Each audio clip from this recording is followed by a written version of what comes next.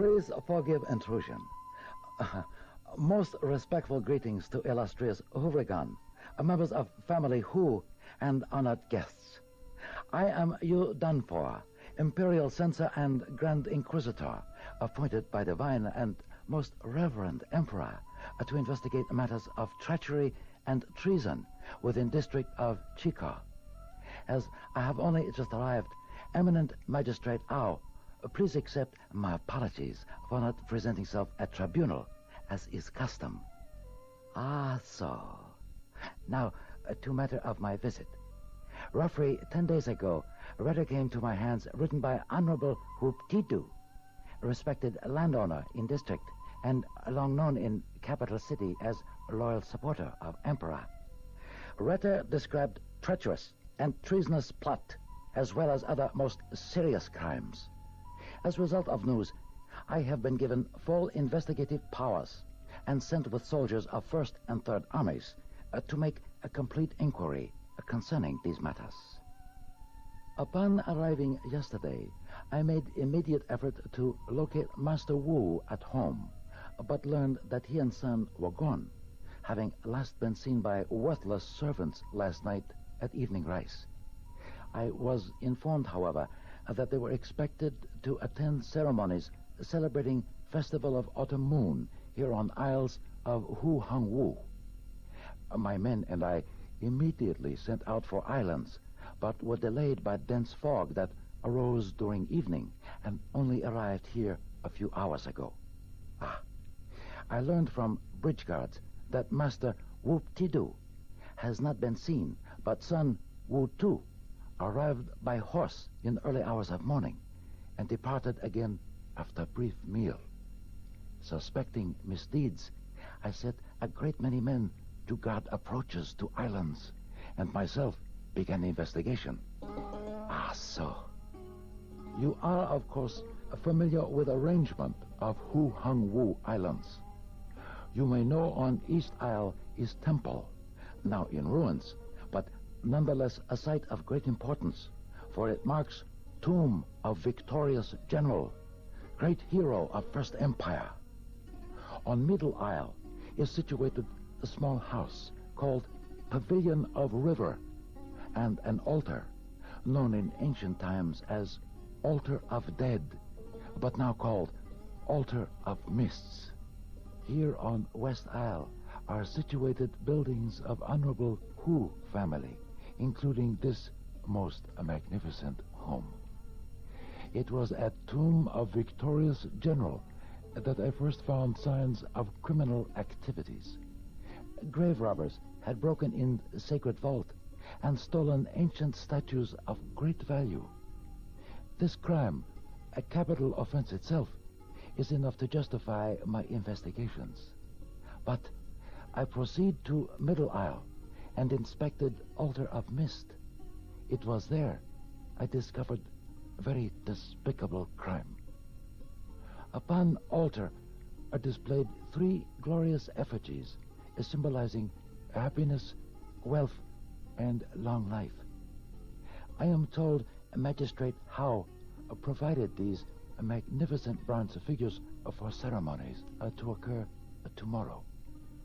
Effigies hang from altar's cross beams, where, if mists would evaporate, they might be seen.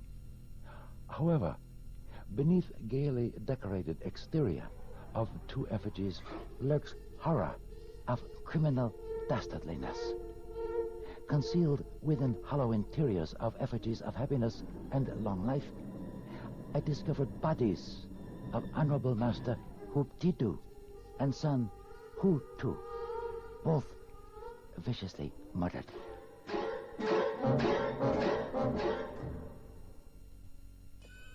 So, I am persuaded that murder of 2 Hus is matter that transcends mere criminal justice, and instead is part, perhaps only small part, of greater crime against our beloved and honored Emperor.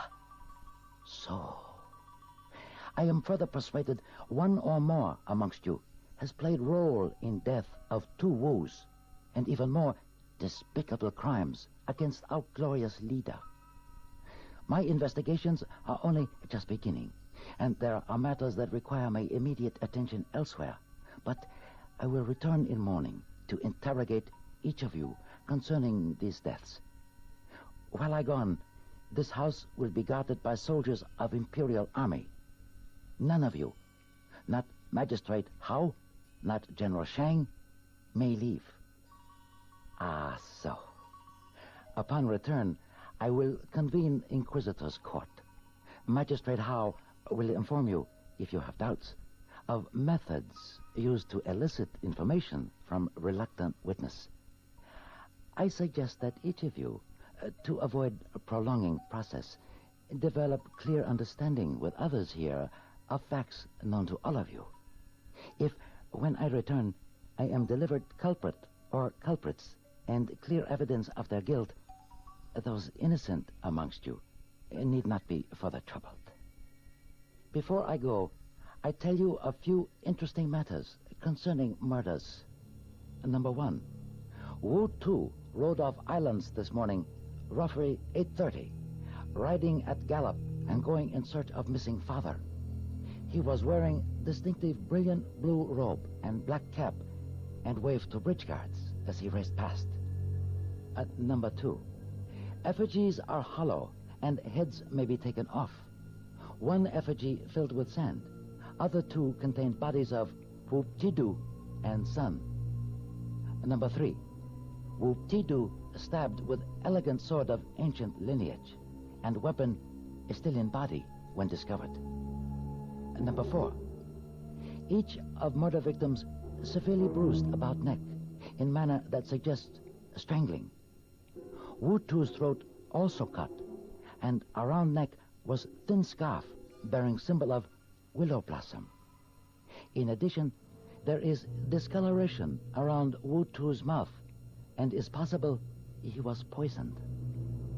Number 5, when found, Wu Tidu was wearing richly embroidered robe of dark gray silk, but Sun was clad only in undergarments, his brilliant blue robe missing. Both men's caps were missing. Number 6, in effigy with Wu Tu, I found partially broken jade statuette in shape of ancient imperial soldier.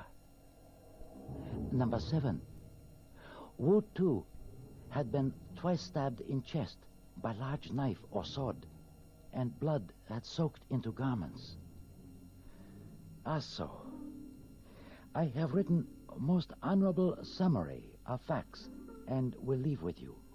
I must leave now. Please feel free to continue with festivities. However, I suggest instead of and fine poetry, you debate matter of your own guilt or innocence, and desperately try to save your most honorable neck. Most respectful salutations.